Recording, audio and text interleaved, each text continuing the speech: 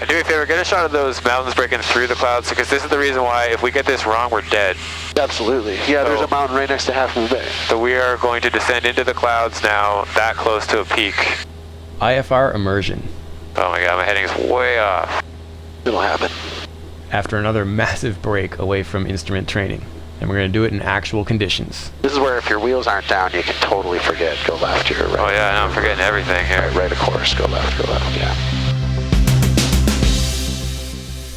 This is my third restart to IFR training. Today we're headed over to Half Moon Bay and we're going to capitalize on the marine layer. So right now it's 600 broken, 900 overcast with tops around 2,000. I've had a hard time focusing on my training because I've been distracted by some awesomeness lately, but I'm going to be mixing back in some of the old school weekend warrior private pilot flying. Now we're still going to have production values of course, but this is going to feel more like a real-time IFR flight. Now of course it's edited from 90 minutes, so it's definitely going to be tight. But if you're looking for more exciting stuff, check out the new flightshops.com website. There's curated content and an awesome new contest, so please visit that and share it. Meantime, if you are into instrument flying, I promise you this video is going to be worth your time. And you can hear us, right, Jake? Yep. Okay, put your mic real close. I hear you. Yep. Jake's a non-pilot cinematographer from San Francisco, and Todd is a pilot who came out to fill the role of producer. Two things I thought of. Did you start a track log? Thank you. I forgot the other thing, I guess. I think the thing that's most different about the way I teach instrument flying is that it's not really like skill-based. I mean, I really believe that the thing that keeps you alive while you're instrument flying is thinking in front of the airplane. Jason's checking the airplane. I'm still being a filmmaker right now, but that's blinking. Surfer 21, contact NorCal departure. You ready to copy a long clearance? I'll get it. All right. I should write it down, so let's do it. It's a bear. There's a point in instrument flying where I could say to you, hey Steve, what's your name? And you're gonna go stand by. Right? Like you won't even be able to process the question. And we look for that in training, just like an athlete looks to max out the amount of weight they lift or whatever, right? We're gonna find that saturation point intentionally, and then we're gonna back off, work with it, find it again, back off, because it is like a muscle, like you can get better and better. Cessna 2360 Papa, go to the Half Moon Bay Airport via fly runway heading until past the diamond-shaped waterway. Then turn right heading 120. Keep a turn within 2 miles of the airport. Radar vectors Woodside, tails, direct. Maintain VFR conditions at below 1,100 until crossing the open 165 radial. Then climb and maintain 2,100. Expect 5,000 5 minutes after departure. Departure frequency 135.65. Squawk 4506. My complete failure to copy that clearance really made me realize how hard this was going to be having been away from instrument flying for so long. Any of the skills related to instrument flying we can fix. You know, that's just going to the gym, you go out there, I'll show you some tips for how to scan, I can do some exercises, help you control the airplane. But at the end of the day, what keeps an instrument pilot from getting into trouble is the idea that you know what's coming before you get there. Today was going to be about thinking through the big picture as opposed to worrying about my rusty instrument flying skills. And you're on top, so like that's what the rest of the day looks like. Sweet. The visual I'd like you to think about is like a juggler, right? Like imagine you could juggle, you got like 4 balls going, and then someone throws you a 5th, and now you got like 5 balls going, right? At some point, they're gonna throw you a 6th, or a 7th, or an 8th ball, whatever it is, when you hit your max, all the balls come down, right? So it's not like you just missed the 8th ball that you keep 7 up there. The whole house of cards comes down. And the same is true in instrument flying. I'm climbing for 5,000, I'm maintaining 190. Yes, I mean, that's where we're headed. You see that just massive sea of white? Yeah. That's where we're going. So beautiful out here with this like that blanket of pillowy clouds over the mountains. It's awesome. I gotta keep climbing though. I got distracted there and I stopped climbing. That's not good. Or 500 feet per minute, is that what they expect? Or they 500 feet per minute is the law. If you can't do that, you have to tell them. Anything more than that's a bonus, unless they say expedite at best rate or give me your best up to. So I think of everything in terms 535, contact approach 127. in terms of what's happening right now, 27. then what's happening next. Those are the most important things. And like for right now, we just want to get through a climb checklist to make sure everything looks good, the motor's not failing, the alternator's still working. And so I just keep it super standard. I start here 190, 471 to 190, that gets me to the gauges, pressure, temperature, vacuum, ammeter, lights are where we want them. Just turn pitot heat on. Anytime I'm flying IFR, it's just pitot heat. You got the power set, and then I just back it up so we have redundancy and just quickly say climb, power, mixture, instruments, checklist complete. So we're good with what's going on now. And then we get in front of the plane. So we're gonna use a device, the 5 T's. Have you heard of them in your instrument training? Yeah, so I should know them, right? It's like Turn, time, twist. Yeah, throttle and talk. So let me just say yeah. what they are. So Sure. turn is when you get to your fix, you start the turn to the desired heading. Time, you note the time. Twist, you twist your OBS to where you want it. Yep, that's right. And throttle, I guess if you're entering a hold, you're going to slow down. So you're powering back. Yeah, we say slow down or go down, like if you have an altitude change or a speed change. So I could say slow down, go down, that's good. And then talk is communicating with ATC. Correct. So this kind of goes to the aviate, navigate, communicate. So talk is last. Always last, yeah. Sierra Papa, clear direct tail. Direct tail, 236 Sierra Papa. You want the radios back at some point when you feel like you're getting like, you know, more? I don't feel like I'm ready. So I'm just trying to keep on time. So direct tails is going to be, I should set this to track up actually to make my life not so, yeah. Jason has his VFR students use ForeFlight for pre-flight planning, but requires they use paper charts in the aircraft. When it comes to instrument flying, I actually make sure they're using an iPad these days. There's just no denying a tool like this, right? I mean, we can geo-reference ourselves, we can take an approach plate, lay it on top of a low altitude chart, change the opacity, lay out the radar, see where we are. I mean, you're really denying yourself a powerful tool if you don't use it. But we do have to use it wisely. So anyway, when we brief today, we're gonna brief it on the iPad. The same thing, like we just leveled off, so the first thing I'm gonna do is get confident that the level off is complete. So I see 220. So we're gonna probably flying heading there, gonna fix that. Engine's looking good, ammeter's looking good, lights are good. 294 Leaning the motor. Very good, so we've got a lean setting and then just quickly verifying cruise, power mixture, instruments, engine, checklist complete. So now we're good with this moment. And we're gonna think ahead for tails, right? The idea is that we're using the 5 T's to prepare ourselves mentally so that by the time we actually get to where we're going, whatever that fix is we were just briefing for, we're like a racehorse coming out of the gate. We know exactly what we're doing, we execute those action items, and we start thinking ahead for the next point in front of the airplane. So there's that holding pattern at tails. You see that on the approach plate? Yep. Holds are a subject worthy of their own entire video, so we're not going to cover them in this one. In that way, we're thinking literally in front of the airplane and buying ourselves time. And with that time, I use something called the 5 A's to kind of bring the big picture together. Okay. And so those 5 A's are ATIS or ASOS, like today we're going into a non-towered field. Visibility 2, miss. Sky condition, ceiling 400 feet. Overcast. Temperature 14 Celsius.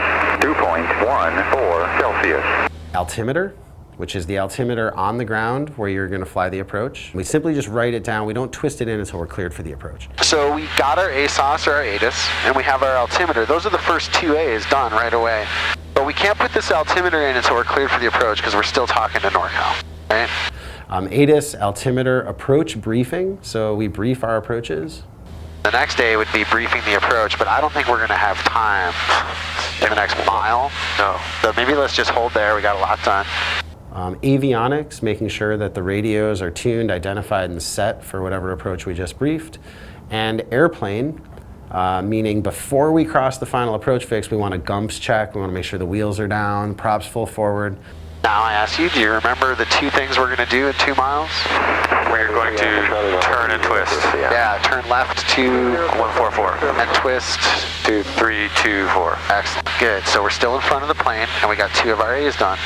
So the 5 T's for the immediate next event in front of us, and with the time we create, we start plugging in those A's one at a time. We will enter the holding pattern and we'll brief the approach there. This episode won't cover approach plate briefing in detail, but I do show the plates multiple times, so you can pause the video to see them. Let's go over to the plates tab here, and you can see I just kind of loaded a binder half moon bay, so we got K-half, and everything we're gonna need is in there. The first approach we're gonna fly is the RNAV runway 30, the Yankee approach. That one? Yeah, perfect.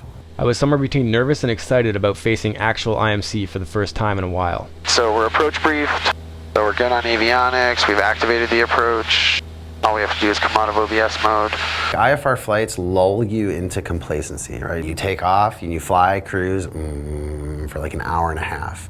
And then all of a sudden, you're doing instrument approach to minimums, right? So everything happens at the end of the flight.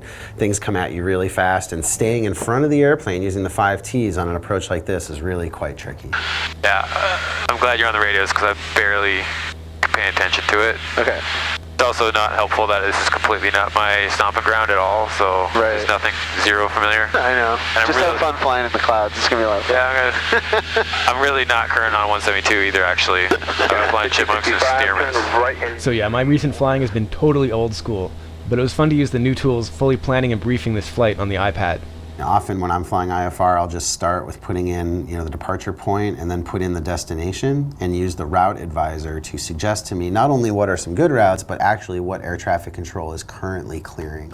We can see that the route we'll probably get is Woodside and then Tails. Tails is the holding pattern that we were looking at, and that's the route I want. So there we go. Roger that, cross tails at 5,000, cleared for the RNAV Yankee runway 30, approach Half Moon Bay. All right, so that's beautiful. Verify you have the current weather at Half Moon Bay, is that correct? That's affirmative, we have the current weather. True airspeed is 80. What were you flying? Yeah, I think I've got Dennis's Stearman set up in there right now. Does it really only do 80? That's what we flight plan for, yeah. Wow. This was literally my last cross-country flight, the complete opposite of IFR. Pink is IFR? Pink is low IFR. Low, cool. All right, that's what we want. So let's see, I don't know what the weather is there currently, but maybe it's gone down below 6. 400. 400 overcast. Okay, great. Damn. Perfect. That's what we want. So flying the Yankee approach, we're going to miss because it doesn't go down that low. And see if you can think about what's the turn and the descent at Homka now. So 2 miles in front of us, there's another turn and another It's going to be 345 and going down 2,000. 31 to maintain 6,000. So we just won't see it at all. We won't see anything except fog. So we'll go out and get the Zulu approach, which is, good thing we have the WAS airplane we can do. That's an LPV approach, and that's like an ILS. But for the sake of the exercise, we flew the Yankee approach, knowing the ceiling was below the minimum. Half Moon Bay traffic, White Skyhawk 236 Sierra Papa is inbound on the GPS Yankee approach to runway 30, approximately 10 miles southeast along the shoreline, descending through 2,500 Half Moon Bay. So I kind of like gave it all for the VFR and the IFR guys, right? Right, good. Guys, here we go into the clouds. Yeah, just look at that hole that has been drilled through the center of the airplane. Someone took a hole saw, just went right through the center of the airplane, and there you go. You can see the sky and the land, all that good stuff. I'd done a fair bit of instrument training previously, but my lack of recency was painfully obvious as we descended into the clouds. When it comes to scanning, I think anytime you're turning, if no one's ever showed you this inverted V pattern, so rolling into turns or out of turns, you're cross-checking 3 different systems. You're getting yourself a sight picture for level flight. You're also verifying standard rate. It's just anytime I'm rolling into a turn or out of a turn, I'm using that inverted V pattern and then sort of going back to a radial scan from there. And I should be doing rate 1. I just kind of went over rate 1 there. Excellent, right, exactly. Nice, and that pattern will show you a lot of stuff. Yeah. I am slowly descending, okay. Yeah, good. See, that brings you into the data. And speaking of data, my debriefing tool of choice is definitely CloudAhoy, and you can really tell that I kind of sucked, but that's what it's all about. All right, so when we get to tails, which is the final approach fix, we do another turn and we descend to the minimum. What is the minimum? Watch your heading here too. When the needle comes back, turn right back to a 350 heading. Good, excellent. Inverted V, standard rate. Yeah, I went way too aggressive with that turn, eh? Yeah, just went there. You went past the heading, so 350. And this is our final descent, so we're going to do our airplane. Mixture's full rich, power come out pretty good, like 1,500 or so. We're going down to 800 feet. We just passed the, yeah, wow, okay. Now we're past the final approach fix. I want to turn to 317? Correct. Just gotta get on these instruments, man. Yeah, level. Use this, guys. Such a good one. If those wings are level, you're not turning. Right, that's good heading. And see what effect that has on the needle. Oh yes, I gotta start catching it now. Yes, sir. Excellent. You're going to 317. I would turn on a landing light or a taxi light if this were real life. We're about to see a runway. This is where if your wheels aren't down, you can totally forget. Go left here, right. Oh yeah, now I'm forgetting everything here. Right of course. Go left, yeah. Good. We're 400 feet to go. And we expect to see clouds in 300? No, yeah, we're not going to break out. Keep turning left. We're just going to go mist. You're never going to see the ground. I know it's a lot, dude. Now you're going to stop at 840. Pretend there's like hot lava down there at 800, right? Good. You're coming up on the mist, so we'd be like looking out the window going, dude, there's nowhere we're landing, right? Yeah, I got nothing, so, but I'm going to 840, that is the minimum. Yeah, and you have to go all the way to UVI before you start your climbing left turn, okay? So power up to hold 840. There you go, 2,000 green, and look here, pitch plus power. Boom, you're flying level. Turn left to heading at 310, we're way right of course. Left, 300. Yeah, we actually are breaking out. Yeah, there you see the boats. But I don't see a head, so yeah, so don't go into the sucker hole, right? As we know, it's 500 overcast down there. So I want to hold right at 840 just in case it suddenly did open up for you. Yeah, there's the boat harbor. I mean, you can see the ground. Ooh, almost see the runway. So full power.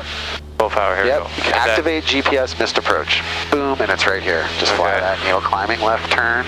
To keep the cut moving, I edited out a few minutes of my sloppy climbing in the clouds. There you go. We're going to get on top here in a sec. This is pretty thick fog, right? Yeah. All right, we're breaking out. Do you want to feel like what an autopilot would do? I mean, if we had a good autopilot, we would be on autopilot. Yeah, okay. And pre-autopilot, I would take the plane and you would just tell me level off at 4, so I'll be your autopilot here for a second. The real takeaways from today, I think, are what does that saturation point feel like? What was that moment like when I took control of the airplane and you got to like unload your processor? But now you all of a sudden, what I want you to notice is your processor just came back and all of a sudden you can think, right? Oh, I just felt it happen, yeah. Yeah, you know, autopilot's a powerful tool.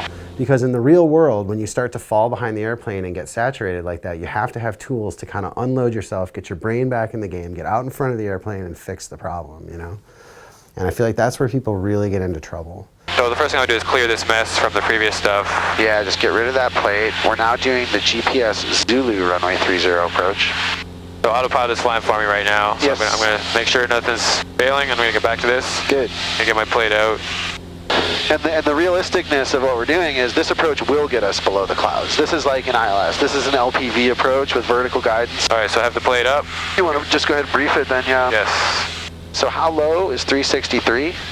How long is to the runway missed approach point, and which way is straight ahead to 4,000? And we saw on the one time when I was acting as autopilot on the last approach, the LPV approach, we picked a heading 290. It wasn't aggressive, but we could see that it was bringing the needle in slowly.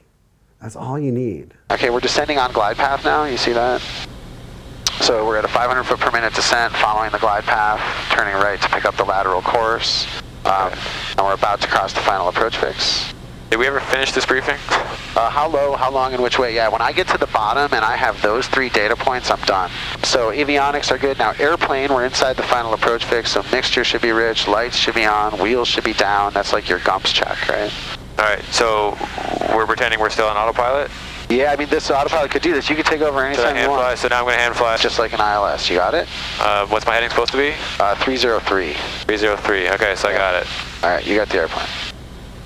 Might need a little power there too. It's a little delicate. Okay, we're descending a little too much. Stop your turn.